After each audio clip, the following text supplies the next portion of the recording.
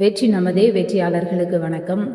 முதுகலை தமிழாசிரியர் தேர்வு, பட்டதாரி ஆசிரியர் தேர்வு, கல்லூரி பேராசிரியர் தேர்வு, நெட்டு செட்டு போன்ற அனைத்து தேர்வுகளுக்கும் தயாராகி கொண்டு இருக்கக்கூடியவர்களுக்கு பயன்படக்கூடிய வகையில் இருக்கக்கூடிய பகுதியை தான் இப்போ நம்ம பார்க்க இருக்கிறோம். இதில் இப்போ நம்ம பார்க்குறது என்ன அப்படின்னா, தொல்காப்பியம் பற்றிய செய்திகளை பார்க்க இருக்கிறோம்.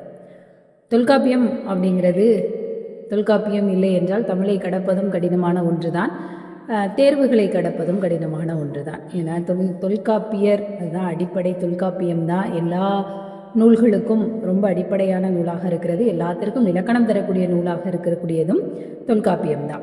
தொல்காப்பியர் தொன்மை வாய்ந்த காப்பிய குடியில் தோன்றியமையால் இந்த பெயர் பெற்றது அப்படின்னு சொல்றது யாரு அப்படின்னா இளம்பூரணர்.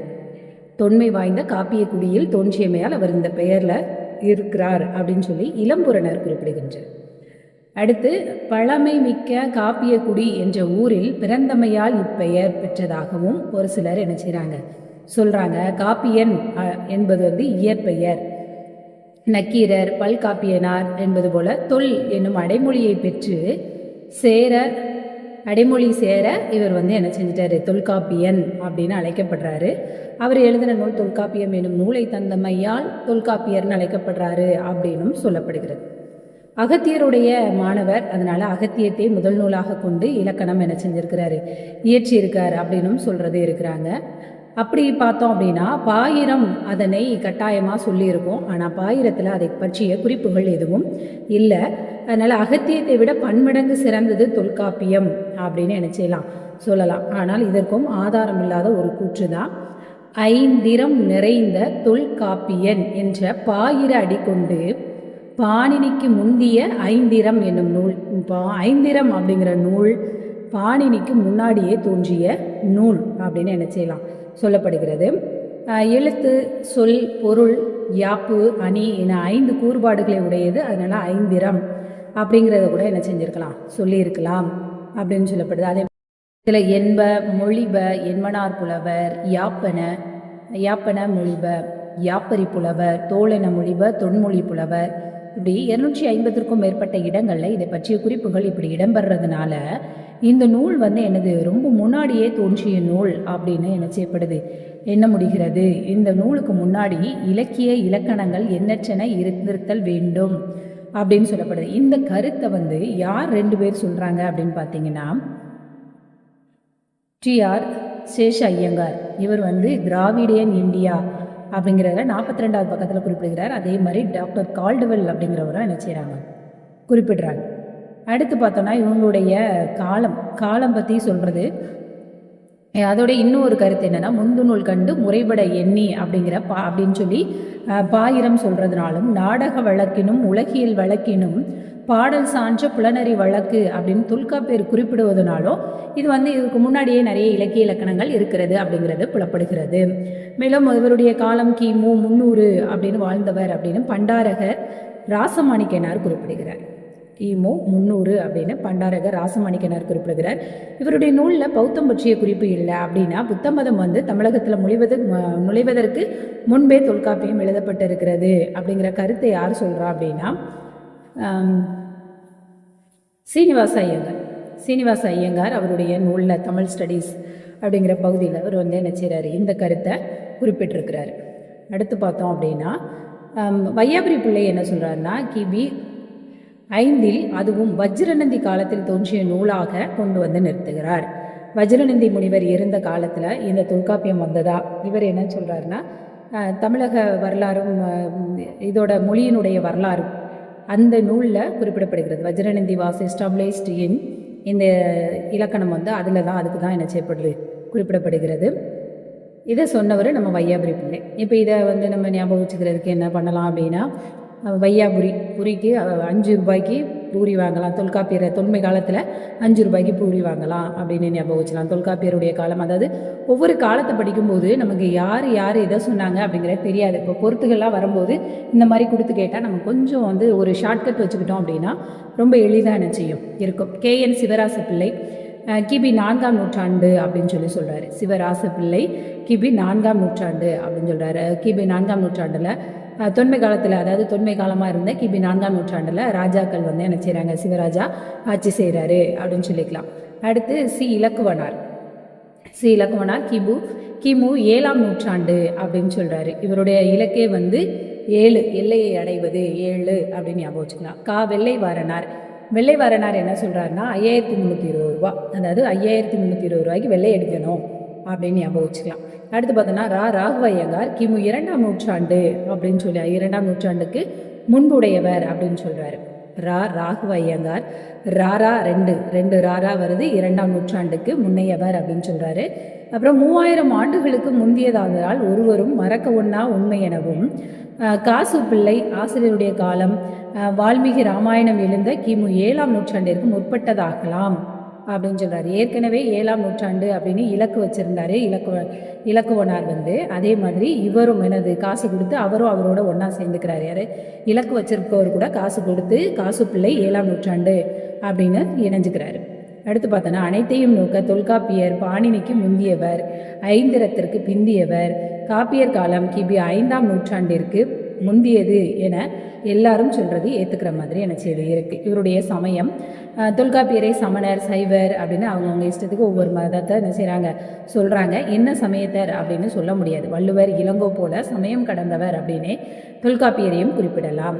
இப்போ தொல்காப்பியம் நமக்கு தெரியும் 3 அதிகாரங்கள் உடையது, ஆனால் 5 இலக்கண நூல் அப்படிங்கிறது. தமிழ் படித்தவர்களுக்கு அத்தனை பேருக்குமே தொல்காப்பியம் அப்படிங்கிறது கட்டாயம் தெரிந்திருக்கக்கூடிய ஒன்று.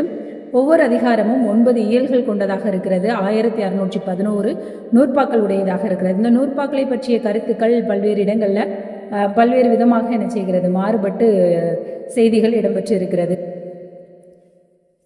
அதே மாதிரி தொல்காப்பியம் அகவல் போன்ற யாப்பை உடையதாக இருக்கிறது. முதல்ல பொது விதி, பின்னாடி சிறப்பு விதி, அதுக்கப்புறம் இறுதியில் புறநடை. அதாவது புறநடை அப்படிங்கிறதுனா என்னென்னா விடுபட்டதை எல்லாத்தையும் சொல்கிறது. இந்த அமைப்பு உடையதாக என்ன செய்யுது இடம்பெற்று இருக்கிறது. அடுத்து பணபாரனர் பாயிரம் பாடியிருக்கிறாரு. கபாடபுரத்தில் அதங்கோட்டாசான் தலைமையில் பணபாரனர் போன்றோர் கூடிய பேரவையில் அரங்கேற்றப்பட்டது. அப்போ யார் முன்னிலையில்? அதங்கோட்டாசான் தலைமையில் இருக்கக்கூடிய அந்த சங்கத்தில் என்ன செய்யப்படுது, அவையில் அரங்கேற்றப்படுகிறது. தொல்காப்பியர் செய்ததால் இது தொல்காப்பியம் அப்படின்னு சொல்லப்படுது. சிலர் தொல்காப்பியம் செய்தமையால் அவருக்கு தொல்காப்பியர்னு பெயர் வந்தது அப்படின்னு சொல்லப்படுது. முதல் கூற்று வந்து வடமொழி இலக்கணமான தத்தி தாந்தத பெயராக இடம்பெற்றிருக்கிறது. இப்படி ஒரு பழந்தமிழ் இலக்கணத்திற்கு பெயர் வழங்கி இருக்க முடியாது. ஆசிரியர் பெயரால் வழங்கியது அப்படின்னா அது ஆகு பெயராய் தொல்காப்பியர் அப்படின்னே நூலுக்கும் வழங்கியிருக்க வேண்டும். அப்படி இல்லாமல் தொல்காப்பியம் என்பது பிற்கால பிழை வழக்கு அப்படின்னு நாவலர் சோமசுந்தர பாரதியார் என்ன செய்கிறாரு, குறிப்பிடுகிறார். அப்போ தொல்காப்பியம் அப்படிங்கிறது பிற்கால பிழை வழக்கு அப்படின்னு குறிப்பிட்டவர் நாவலர் சோமசுந்தர பாரதியார். இப்போ ஒவ்வொரு அதிகாரமாக பார்க்கலாம். எழுத்ததிகாரம் 9 இயல்கள், 483 நூற்பாக்கள், நூன்மரபில் முதல் சார்பு எழுத்து வகைகள் சொல்லப்படுது.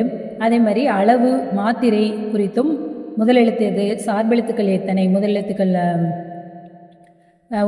உயிரெழுத்தும் மெய்யெழுத்தும் சேர்ந்தது அந்த 30 எழுத்துக்களும் முதல் எழுத்து, சார்பெழுத்து வந்து முதலெழுத்துக்களை சார்ந்து வரும் எழுத்துக்கள் சார்பெழுத்துக்கள் அந்த 10 வகை. அதில் வந்து தொல்காப்பியம் வந்து 3 வகையை என்ன செஞ்சுருக்கோம், சொல்லியிருக்கோம். அளவு, அதனுடைய அளவு என்ன, மாத்திரை என்னங்கிறத எல்லாத்தையும் நூன்மரபில் சொல்கிறாங்க. அடுத்து பார்த்தோன்னா மொழிமரபில் என்னென்ன எழுத்துக்கள் என்னென்ன இடத்துல இருக்கும், இந்த இடத்து இதில் வரும் அப்படின்னு சொல்லி அந்த சகர மொழி முதற்கு வராது அப்படிங்கிற மாதிரியெல்லாம் சொல்கிறாங்க இல்லையா. இந்த மாதிரி வரக்கூடியது எல்லாமே இந்த மொழிமரபில் இடம்பெறுகிறது. அடுத்து பிறப்பியல் அப்படின்னு பேரை பார்த்த உடனே நமக்கே தெரிஞ்சிடும் எனது எழுத்துக்களுடைய பிறப்புகளை பற்றி குறிப்பிடப்படுகிறது. அடுத்ததாக புணரியல் பேரை பார்த்தாலே தெரிஞ்சிடும். எழுத்தோடு எழுத்து புணர்வதை கூறுவது தான் புணரியல் அப்படிங்கிறது. தொகை மரபு வேற்றுமையிலும் அல்வழியிலும் வரும் சொற்றொடர்கள் தொக்கி நிற்பதை குறித்து சொல்லக்கூடியது தான் இந்த தொகை மரபு அப்படிங்கிறது.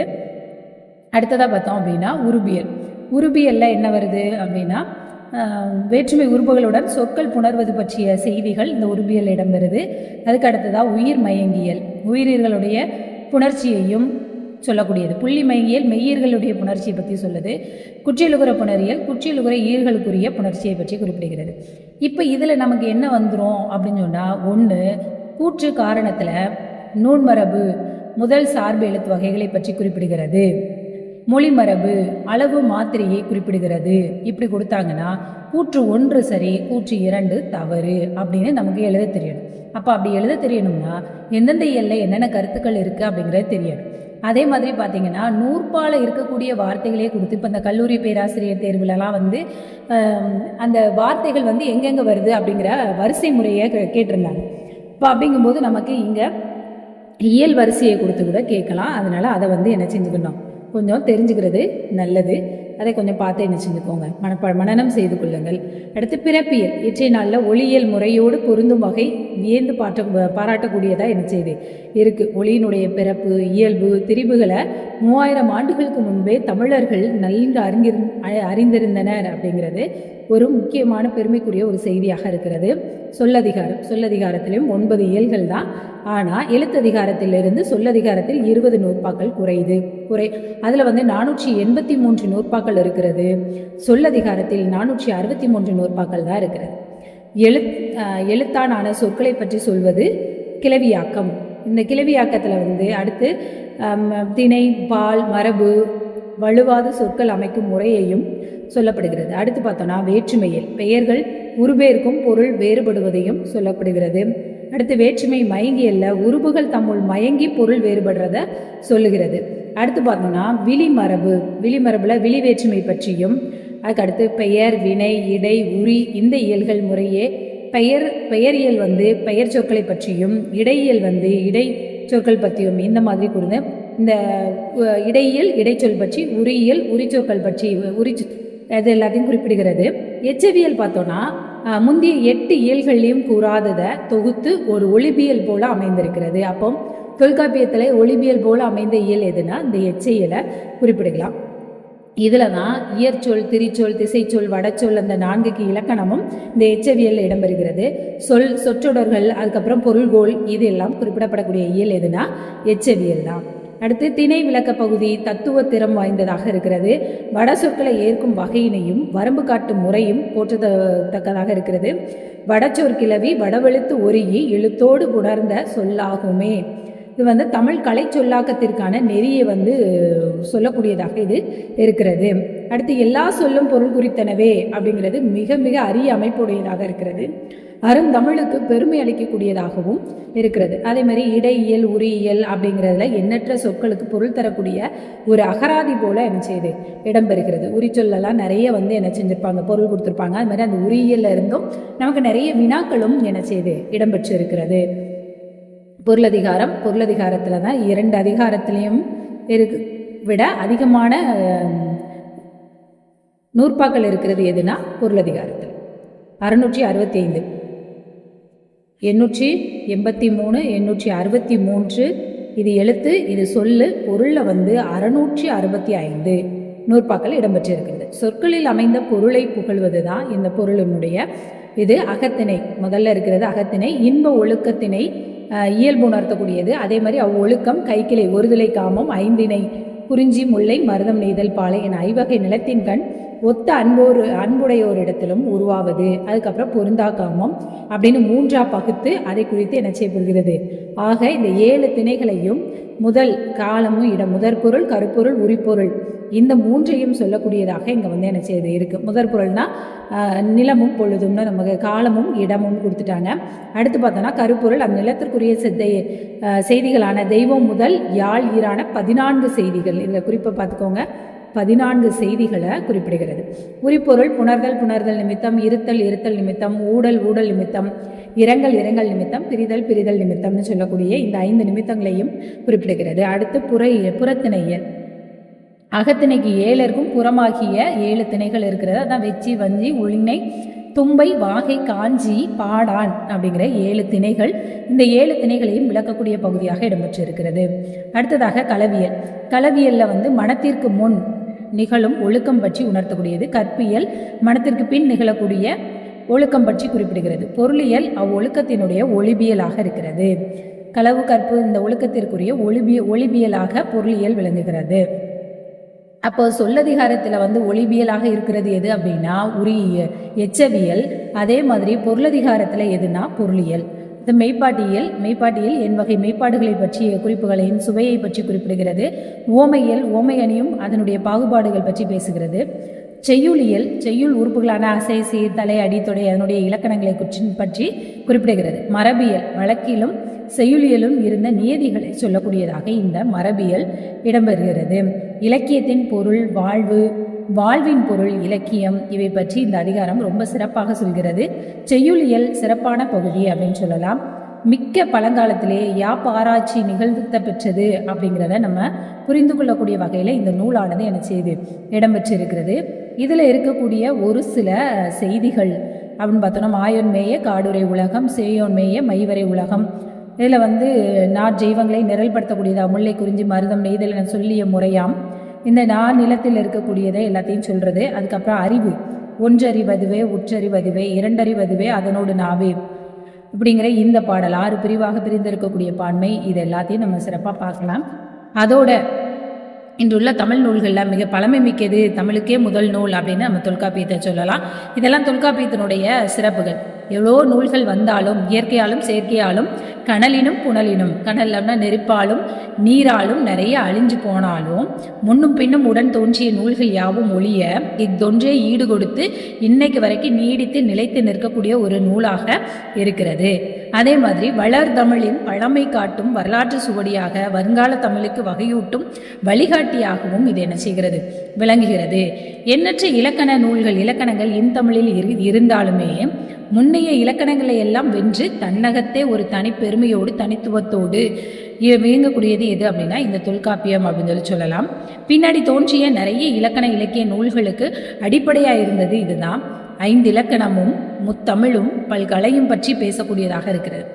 தொல்காப்பியமாகிய நீரோட்டம் சங்க இலக்கியம் தொடங்கி பாரதி பாடல்கள் வரை நிறைய நூல்களில் என்ன செய்து பறந்து இருக்கிறது. திருக்குறள் தமிழருக்கு உயிர் நூல், அதுபோல தமிழுக்கு உயிர் நூல் எது அப்படின்னா தொல்காப்பியம். இந்த வார்த்தையை பார்த்துக்கோங்க. தமிழருக்கு உயிர் நூல் திருக்குறள், தமிழுக்கு உயிர் நூல் தொல்காப்பியம். செய்யுள் வழக்கை வைத்து எழுதப்பட்ட அதனால் வழக்கிழந்த இலக்கண நூல்கள் நிறைய இருக்கு. இது உலக வழக்கையும் செய்யுள் நெறியையும் கொண்டிருக்கிறதுனால இது அழியாத ஒரு நூலாக இருக்கிறது. குறள் அறத்திற்கும் வாழ்வுக்கும் முதல் நூலாக இருக்கிறது. ஆனால் தொல்காப்பியமோ தமிழுக்கும், தமிழ் இனத்திற்கும், தமிழ் நாட்டிற்கும், தமிழ் நாகரிகத்திற்குமே முதல் நூலாக இருக்கிறது. தொல்காப்பியம் பாருங்க, தமிழுக்கும், தமிழ் இனத்திற்கும், தமிழ் நாட்டுக்கும், தமிழ் நாகரிகத்திற்கும் முதல் நூலாக இருக்கிறது.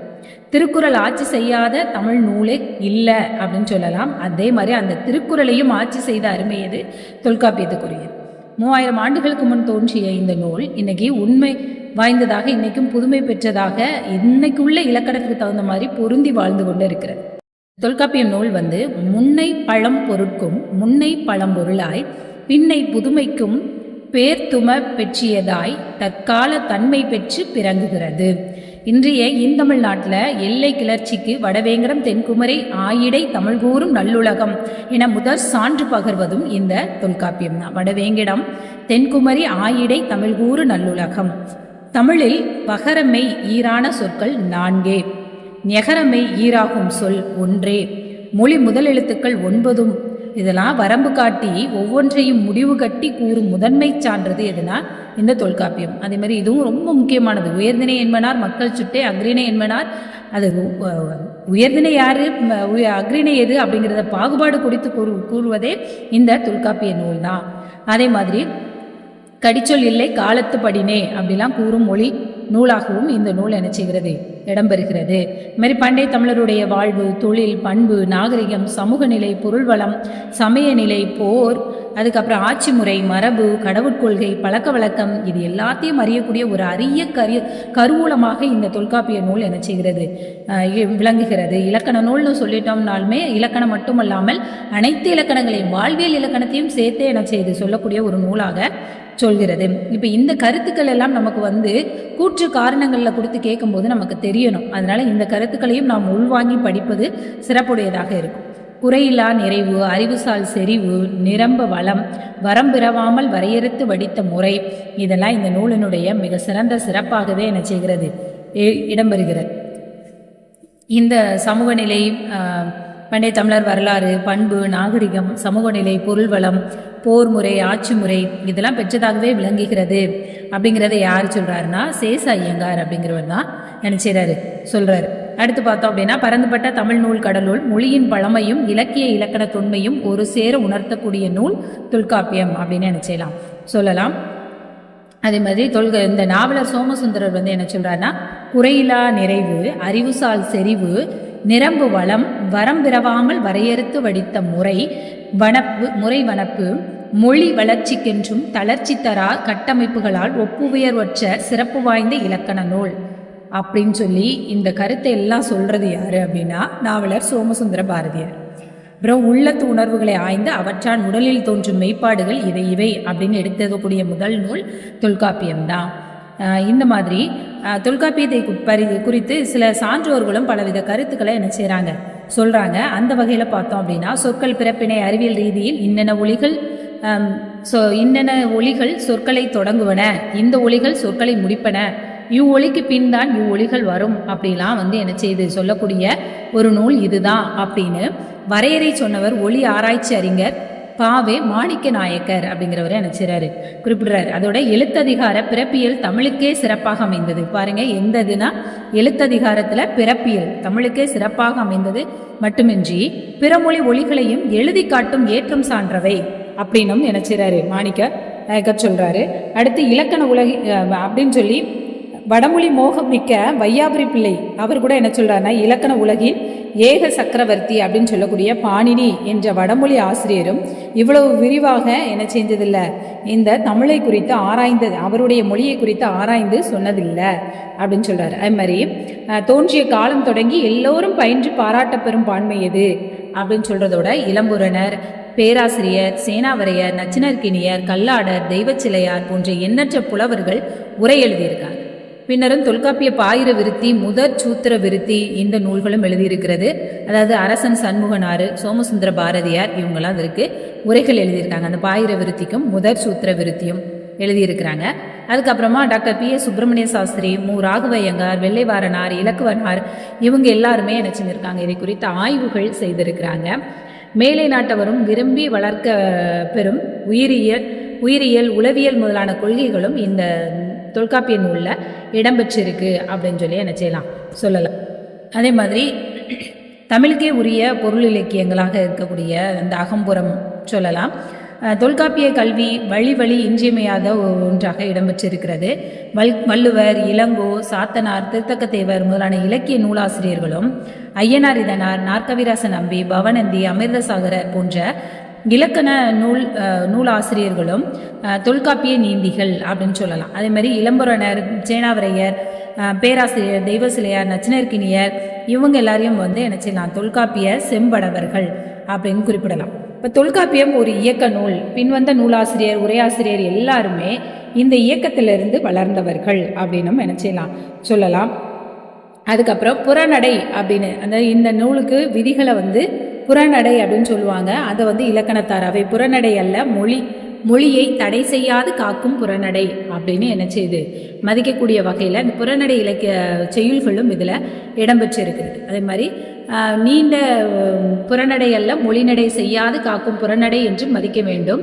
இயல்தோறும் அதிகாரந்தோறும் இடையேயும் தழுவுநடையாராது வருதலின் நீண்ட எதிர்கால உணர்வோடும் மொழி வளர்ச்சியை காலந்தோறும் ஏற்றுக்கொள்ளும் நோக்கோடும் தொல்காப்பியர் நூல் யாத்தனர் அப்படின்னு சொல்லிட்டு வசுப மாணிக்கம் வந்து என்ன செய்றாரு குறிப்பிடுகிறார். அதுக்கப்புறம் பாணினியின் தெளிவும் பதஞ்சலியின் திட்பமும் அரிஸ்டாட்டிலின் தெளிவும் இது எல்லாமே அது எல்லாத்தையும் இல்லாத வளமும் வனப்பும் இந்த நூலில் தொல்காப்பியத்தில் நிரம்பி இருக்கிறதாக நாவலர் சோமசுந்தர பாரதி குறிப்பிடுகிறார். இந்த குறிப்புகள் எல்லாம் நமக்கு ரொம்ப முக்கியமானது. அதனால் இதெல்லாம் நோட்ஸாக அப்படியே எடுத்து வச்சுட்டு படிக்கணும். இன்றைய நாள் அறிஞர்கள் இலக்கணத்தினை புனைவியல், வரைவியல், ஒப்பியல், வரலாற்றியல், தர்க்க நெறியியல் இப்படிலாம் பாகுபடுத்தி பார்க்குறாங்க. இது எல்லா அம்சத்தையும் தனக்குள்ள உள்ளடக்கியதாக தொல்காப்பிய நூலானது இடம்பெற்று இருக்கிறது. தொல்காப்பியம் அப்படிங்கிற இலக்கண நூல் அனைத்தையும் தனக்குள்ள உள்ளடக்கிய ஒன்றாக இருக்கிறது. அடுத்து தொல்காப்பியம் தாய்மை பண்பு மிக்கது. அதனால தான் அதில் இருந்து நிறைய நூல்கள் வந்து என்ன செய்து தோன்றிக்கொண்டே இருக்கிறது. இப்போ இதில் வந்து கூறிய குன்றினும் முதல் நூல் கூட்டி தோமின் உணர்தல் தொல்காப்பியன் தன் ஆணையில் தமிழ் அறிந்தோருக்கு கடனே அப்படின்னு பல்காப்பியனார் என்ன செய்கிறாரு பாராட்டுறாரு. தொல்காப்பியர் இந்த செய்திலாம் வந்து புதுமையான ஒரு செய்தியாக என்ன செய்து இருக்குது. முக்கியமாக இதை வந்து குறிப்பில் எடுத்து வச்சு என்ன செய்யுங்க படிங்க. இப்பேரொழி கொண்டு என் நூலை பயின்றாலும் ஏற்படும் இன்பமே தனிதான் அப்படின்னு சொல்லி சொல்கிறாங்க. அதே மாதிரி எபிரேயம், பாரசீகம் போன்ற நூல்கள் இதில் இன்னுமே வசுப வாணிக்கம் கூறிய கருத்து ஒன்று இருக்கிறது. என்ன அப்படின்னா, இதனை கற்ற பின் குறளை கற்பார் பெறும் அறிவு வேறு, அப்படி கல்லாது குறளை அணுகுவார் ஆய்வார் எதுவும் அறிவு பிரிது அப்படின்னு. அதாவது தொல்காப்பியத்தை படித்ததுக்கப்புறம் குறளை படித்தோம் அப்படின்னா அதனால் கிடைக்கக்கூடிய அனுபவம் வேறு, அதை படிக்கும்போது கிடைக்கக்கூடிய அனுபவம் வேறு அப்படின்னு வசுப மாணிக்கம் நினைச்சிறாரு சொல்கிறார். அது மாதிரி தொன்மையானும் நிறைநூல் முறை நன்மையானும் சிறந்தது அப்படின்னு சொல்லி எபிரேயம், பழைய பாரசீகம், சீனம் போன்ற பழைய மொழி நூல்களில் காண உண்ணத்தக்கதாக வறுக்க பெருக்கும் செய்ய வரன்முறை இயற்கை வளர்ச்சி இது எல்லாமே இந்த நூலில் தொல்காப்பியத்தில் தான். தொல்காப்பியம் அப்படிங்கிறது தொல்காப்பிய கடல், அதில் அவ்வளோ செய்திகள், இலக்கண கடல் அப்படின்னு சொல்கிற அளவுக்கு சிறப்பு வாய்ந்த பல செய்திகளை கொண்டதாக விளங்குகிறது. அதனுடைய வகை தொகை வரிசைப்படுத்தி ஒழுங்குபடுத்தி சுருக்கமாக சொல்லக்கூடிய ஒரு நூலாக இது இருக்கிறது. இதனால் தொல்காப்பியம் அப்படிங்கிறது மிக அரிய நூல். 1611 நூற்பாக்கள் உடையது, 3 அதிகாரங்கள், 3 அதிகாரத்திற்கு 9 இயல்கள் வீதம், மொத்தம் 27 இயல்கள். அதற்கப்புறம் எழுத்ததிகாரத்தில் 483 நூற்பாக்கள், சொல்லதிகாரத்தில் 463 நூற்பாக்கள், பொருளதிகாரத்தில் 665 நூற்பாக்கள் என நூற்பாக்கள் இடம்பெற்றிருக்கிறது. இதற்கு உரை எழுதியவர்கள் இளம்பூரணர், நச்சினர்கினியர், கல்லாடார், தெய்வசிலையார், சேனாவரையார் போன்ற பலர் உரை எழுதியிருக்கிறாங்க. இந்த மாதிரியான சிறப்புமிக்க ஒரு நூல் நம்மிடம் இருப்பது நமக்கு பெருமை தான். இந்த நூலை குறித்த பல்வேறு தகவல்களை நாம் தெரிந்து கொண்டு இருப்பது நம்முடைய தேர்வுக்கு வெற்றிக்கு உறுதுணையாக நிச்சயம் அமையும். வெற்றி நமதே. சேனலை முதல் முறையாக பார்க்குறீங்க அப்படின்னா சப்ஸ்கிரைப் பண்ணிக்கோங்க, உங்களுடைய நண்பர்களுக்கு பகிருங்கள். சேனலை பார்க்கும்போதே உட்காரும்போதே என்ன செய்யுங்க, ஹிண்ட் எடுத்துகிட்டே அப்படி படிங்க, ரொம்ப பயனுள்ளதாக என்ன செய்யும் இருக்கும். தேர்வு எழுதி பார்ப்பதற்கு தேர்வு டெஸ்ட் பேட்ச் என்ன செய்யுது இருக்குது. அதற்கான குரூப் லிங்க் கீழே கொடுக்குறேன். நீங்கள் லிங்க்கில் என்ன செஞ்சுக்கோங்க, தொடர்பு கொண்டு உங்களுடைய தகவல்களை கேட்டுக்கலாம். நன்றி.